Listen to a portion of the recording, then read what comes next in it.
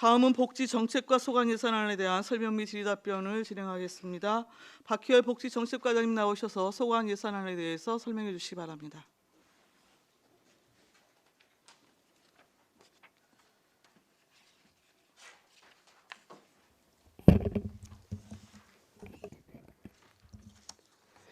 복지정책과장 박희열입니다. 복지정책과 소관 제3회 추경 세출 예산안에 대해서 설명드리겠습니다. 복지정책과 세출 예산 요구서 1쪽 또는 세출 예산 요구 설명서 169쪽부터 차례대로 설명드리겠습니다. 설명에 앞서서 이번 추경의 주요 요인은 사업별 예산 집행 후 불용이 예상되는 집행 잔액에 대한 감액과 금년 내 집행이 불가피한 취약계층 응급지원 사업비 증액 편성이 되겠습니다. 그럼 사업별로 설명드리겠습니다. 복지 대상자 통합조사입니다. 사회보장급여 대상자의 통합조사를 위한 공용 핸드폰 사용요금 집행잔액 15만 원을 감액하고자 합니다. 종합사회복지관 운영종사자 처우 개선비도 금년 4월부터 지급함에 따라서 집행잔액 150만 원을 감액하고자 합니다. 영구임대주택 공동전기요금 지원은 동절기 및 하절기 전기요금 할인으로 집행잔액 700만 원을 감액하고자 합니다. 사회복지 담당 공무원 역량 강화 워크숍은 당초 2회 실시하려던 계획을 1회 관내 추진으로 계획을 변경 추진함에 따라서 집행잔액 2,747만 4천 원을 감액하고자 합니다. 안성시 푸드뱅크 종사자 처우 개선비는 종사자의 입퇴사로 인해 종사자 수가 유동적임에 따라서 집행잔액 140만 원을 감액하고자 합니다. 안성시 무한돌봄센터 사례관리사 처우 개선비 또한 종사자 입퇴사로 인한 집행잔액 180만 원을 감액하고자 합니다. 종합사회복지관 종사자 특수근무 수당도 종사자 입퇴사로 인한 집행잔액 400만 원을 감액하고자 합니다. 취약계층 지원 중 국민기초생활수급자와 차상위 장애인 명절 의무금 지급은 예상 계획 대비 대상 인원이 적어서 집행잔액 1,500만 원을 감액하고자 합니다. 취약계층 응급지원 사업은 기준 중위소득 80% 이하, 금융소득 500만 원 이하의 저소득 계층을 대상으로 생계, 의료 등의 긴급 지원 사업비로 금년도 기정예상 8천만 원 중 46가구 4,260만 3천 원을 집행하고 집행잔액 3,739만 7천 원이 남았으나 집행 예정 지원비는 67가구 8,846만 2천 원으로 이 중 부족분 5,106만 5천 원 중 긴급 지원 사업은 법적 사무로서 금년 내 집행이 불가피한 2천만 원을 증액 편성하고 나머지 미지급액 3,106만 5천 원과 추가 발생 지원비는 긴급복지지원 국비, 무한돌봄사업 도비와 연계해서 2020년도 본예산에 편성 지원하고자 합니다. 안성맞춤 복지전선망 유지보수비는 계약단가 집행잔액 60만 원을 감액하고자 합니다. 지역복지 인적안정망 활성화 행사 운영비와 행사 실비 보상금은 아프리카 돼지 열병으로 인한 워크숍 등 행사를 실시하자나 집행잔액 1,782만 8천 원을 감액하고자 합니다. 법률 홈닥터 공공운영비와 국내 여비 또한 집행잔액으로 39만 6천 원을 감액하고자 합니다. 보훈회관 각종 공공요금은 예산 절감으로 집행잔액 900만 원을 감액하고자 합니다. 마지막으로 복지정책과 관내 출장여비는 출장비 지급 집행 강화 등으로 인해 집행잔액 2천만 원을 감액하고자 합니다. 이상으로 복지정책과 소관 세출 예산안에 대해 설명을 모두 마치겠습니다. 경청해 주셔서 감사합니다. 예, 박희열 복지정책과장님 수고하셨습니다. 전문위원 검토 보고는 미리 나눠드린 검토 보고서로 대신합니다. 질의답변 진행하겠습니다. 배석하신 팀장님들께서는 발언이 필요한 경우에는 위원장으로부터 발언권을 얻은 다음에 직위와 성명을 말씀하시고 발언을 하십시오. 위원님들 질의하시기 바랍니다.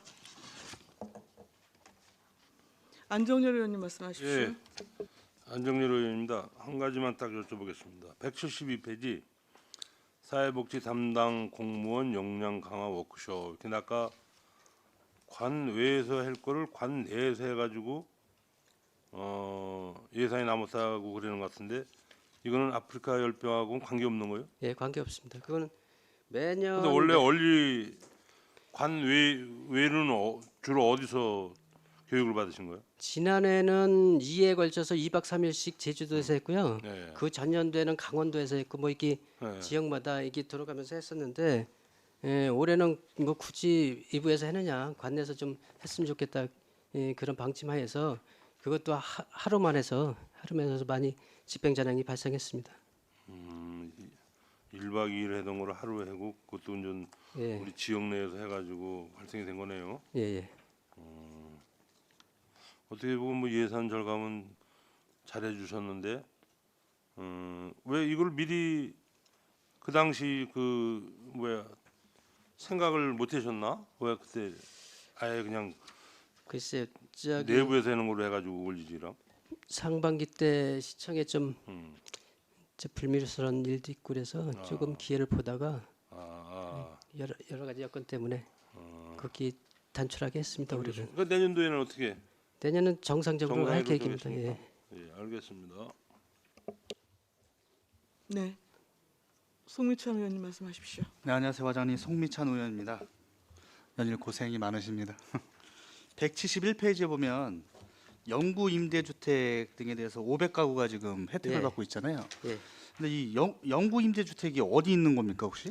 LH 임대주택 그런 공동주택에 취약계층 지원해주는 공공요금인데 공동요금 공동. 네네. 공동. 개인적으로 내는 요금이 아니라 공동주택에 공동적으로 내는 그 정기요금인데 해마다 여름철 더울 때 추울 때 이런 때는 할인율이 적용돼서 네네. 이 계획 대비 이렇게 예산이 남습니다 매년. 그 LH라면 공도를 얘기하시는 건가요? 어디를 얘기하시는 건가요? 시내도 있고 참여로. 그러니까 거기가 맞는 거죠? 말씀하신 데가 그렇구나. 그리고 한 가지 더 법률 홈닥터에서 좀 여쭤보고 싶은데요. 네. 이거는 어떻게 운영이 되고 있는 거예요 혹시? 저희들 금액이 많은 건 시에 아니지만. 소관 사무가 아니고요. 네. 법무부에서 네. 이 취약계층을 위해서 네. 무료 법률 상담을 해서 법무부에서 운영하는 법률 변호사입니다. 그래서 안석 씨도 한 분 내려와 계신데 저희들이 지원하는 건 그냥 여비하고 이런 전화비, 인터넷 사용료 요 정도만 지원을 하고 있습니다. 이게 마을 변호사랑은 틀린 거네요. 네, 그렇습니다. 그러면 상주하고 있지는 않고 상주하고 있습니다. 상주하고 있는 어디에 있는 거예요? 처음 지금 들어봐가지고. 숙직실 옆에 옛날에 당직 사령실하고 예, 예, 있던데 거기다가 1인 사무실 운영하고 있고요. 상당히 많은 분들이 혜택을 받고 있습니다. 많이들 찾아오시고 그러니까요. 처음 들어봐가지고. 변호사님도 적극적으로 뭐 해주셔갖고 그리고 또 읍면동에 취약계층 사례 관리라든가 이런 상담했을 때 항상 같이 나가서 상담도 해주시고 그래서 많은 혜택을 받고 있습니다. 그러게 그 어려운 분들한테 좀 필요한 분한테 도움이 될 수 있을 것 같습니다. 예. 네, 고생하셨습니다. 또 질의하실 의원님 계십니까? 없으신가요? 황진태 의원님 말씀하십시오. 네, 황민태 의원입니다. 설명서는 182쪽입니다. 보호관 운영 관련해서 공공요금 절감으로 집행 잔액이 발생했다고 하는데 이 공공요금 어떤 부분인 거죠? 보내간 공공요금 보통 전기세라던가 저기 또 거기 저기 세컨비 뭐 이런 공공성 공공요금제. 정확하게 좀 말씀해.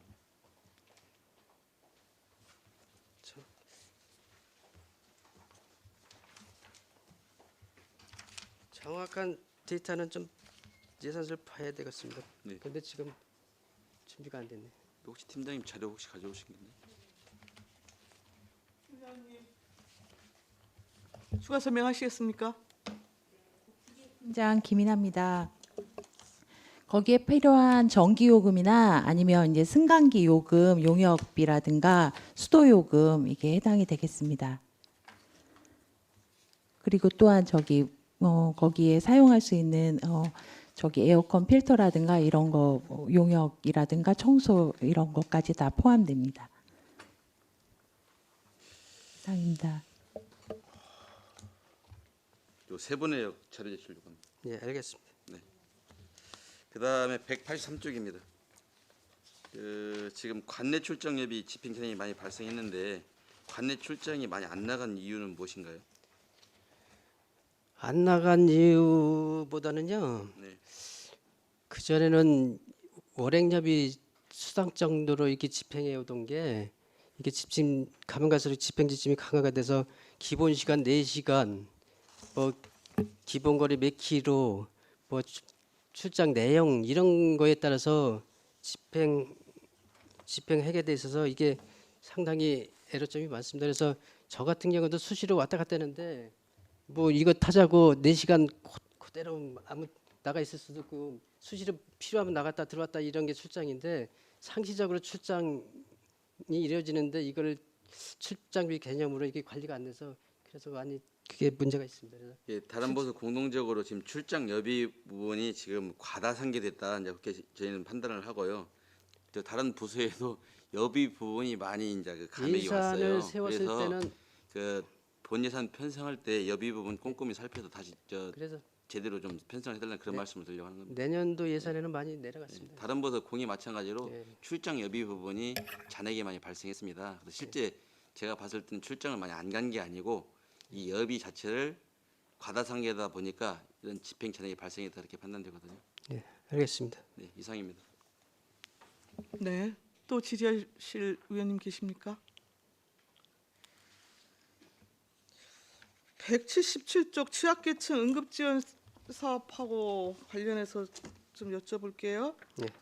긴급지원 무한돌봄 사업비가 부족해서 지금 12로 취약계층 응급지원 사업 예산을 2천만 원 증액했다는 말씀이신 거잖아요. 예.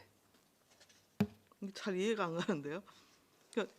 지금 긴급지원이나 무한돌봄 여튼 그무로 이거는 이제 국비나 도비 지원이 이루어지는 것이잖아요. 지금 긴급히 지원하는 예산으로 국비 사업이 있습니다. 긴급 지원 사업이 있고 네네. 도비 사업으로서 무한돌봄 사업이 있습니다. 네. 그리고 그거 대상이 안 됐을 때 12 사업으로 취약계층 응급 지원 사업이라고 네네. 그래서 그 세 가지 중에서 12 사업을 지금 말씀드리는 건데요. 요게 기정 예산이 8천만 원입니다. 8천만 원인데 지금 워낙 저기 이게 지원 신청자가 많아 갖고 지금 잔액은 3,700만 남았는데 앞으로 지원 지급해야 될 거는 8,800만 원 정도가 추계되고 있어요. 그래서 이게 마냥 보통 그래서 연말 같은 경우는 조금 딜레이해서 내년도 예산 쓰기도 했고 그랬는데 너무 많이 밀려 있고 주로 의료원 같은데 병원 같은 데선 의료비를 지급해줘야지 또 퇴원도 되고 그러는데 네. 그래서 그런 긴급성을 요하는 거 2천만 원 정도만 해주면은 네. 나머지 부족분은 내년도 국도비 사업하고 다 같이 연계해서 이게 네. 쓸까 그렇게 생각을 하고 있습니다.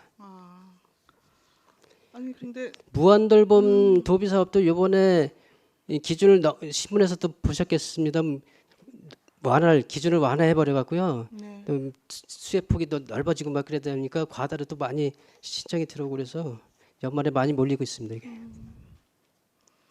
근데 그렇다고 한다면 실질적으로는 국비나 도비의 수요 증가분에 대한 것을 요구할 수 있는 거잖아요. 지금은요 네. 마무리 단계라 예. 요구해도 시기적으로? 이게 여의치가 않습니다. 그리고 국비 같은 것도 이번에 1억 이상 또 추가로 내려온 겁니다. 그랬는데 그것도 좀 모자라고 있고 그리고 지금 마무리 단계에서 지금 또 추가로 요구한다는 거는 좀 시기적으로 그렇습니다. 그래서 2천만 원만 해주시면 급한 거 여기 집행하고요. 나머지 또는 내년도 국도비하고 이게 상계해서 얘기하겠습니다.